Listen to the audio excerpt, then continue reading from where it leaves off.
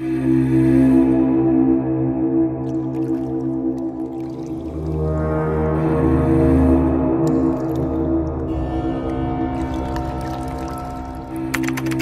datang kembali di channel Pegawai Jalanan. Semoga informasi yang kami sajikan ini bisa bermanfaat untuk kita semua.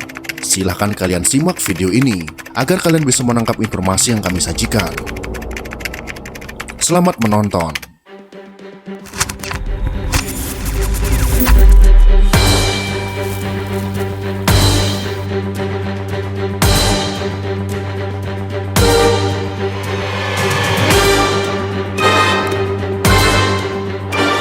Peperangan antara Israel dan Hamas Palestina terus berkecamuk. Korban akibat konflik tersebut terus berjatuhan. Paling banyak dialami warga Palestina, termasuk perempuan hingga anak-anak yang menjadi korban.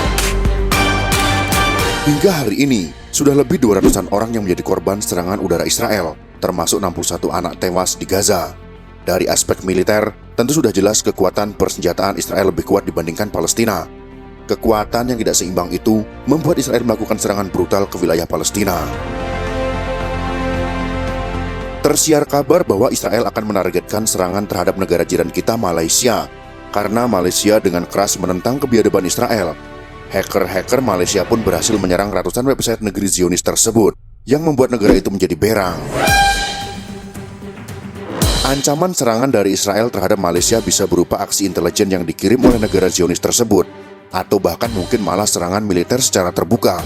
Perang cyber Malaysia dengan Israel sedang berlangsung saat ini. Kalian bisa cek sendiri beritanya di internet. Dalam video kali ini, kami ingin menyampaikan kekuatan militer dari masing-masing negara tersebut.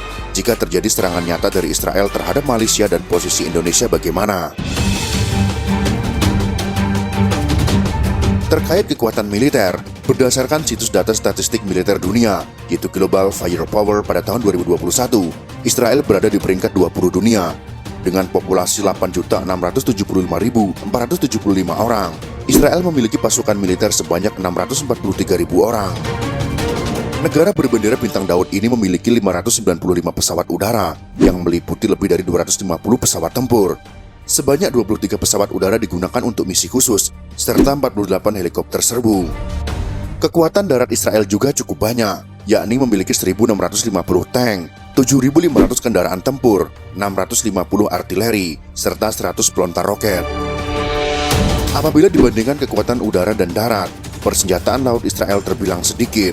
Israel hanya memiliki 4 unit korvet, 5 kapal selam, dan 48 kapal patroli.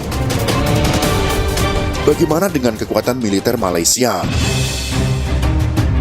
Kekuatan militer Malaysia pada tahun 2021 ini menempati peringkat 44 dari 138 negara, turun 3 peringkat dari tahun lalu yang berada di posisi 41. Hal tersebut berdasarkan sistem perankingan kekuatan militer dunia yang dikeluarkan oleh Global Firepower. Kekuatan militer Malaysia terdiri dari 410.000 personil militer dengan total 12.587.121 populasi yang layak untuk wajib militer. Total kekuatan militer Angkatan Udara Malaysia mencapai 170 dengan 26 pesawat tempur, 13 pesawat serbu, 18 pesawat pengangkut, 40 pesawat tempur latih, 4 pesawat untuk misi khusus, dan 65 helikopter.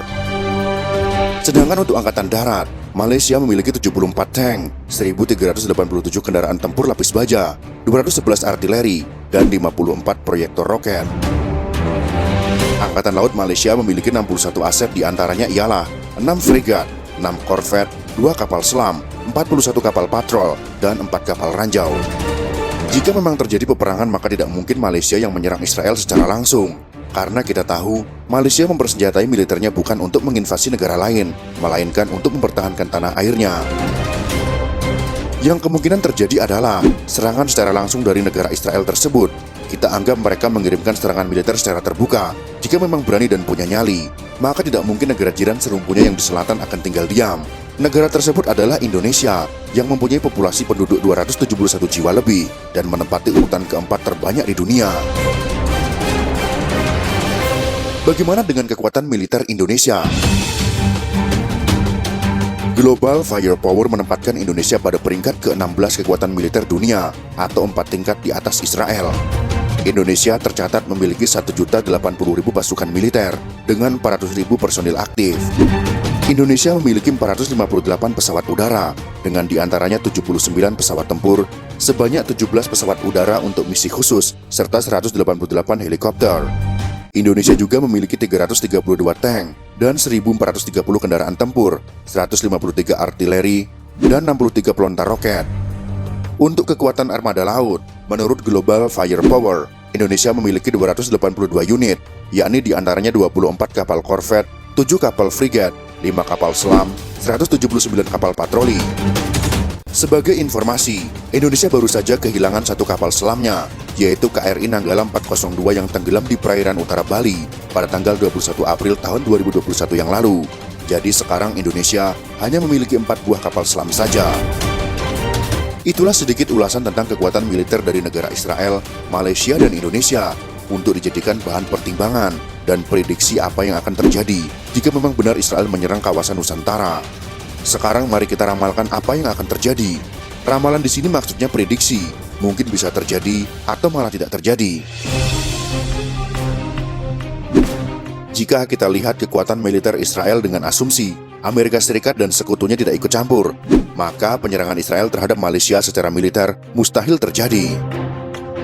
Alasan pertamanya adalah Israel tidak memiliki kapal induk yang besar untuk membawa pasukan dan peralatan tempur ke negeri yang sangat jauh. Jadi pasukannya akan kesusahan mencapai Malaysia, jadi mereka akan kalah sebelum berperang. Alasan kedua, Israel akan melewati negara-negara lain yang banyak, dan negara-negara tersebut ada yang berkonflik dengan Israel, maka akan runyam urusannya. Kalau melewati negara tersebut, tentaranya akan berperang terlebih dahulu dan habis sebelum mencapai Malaysia.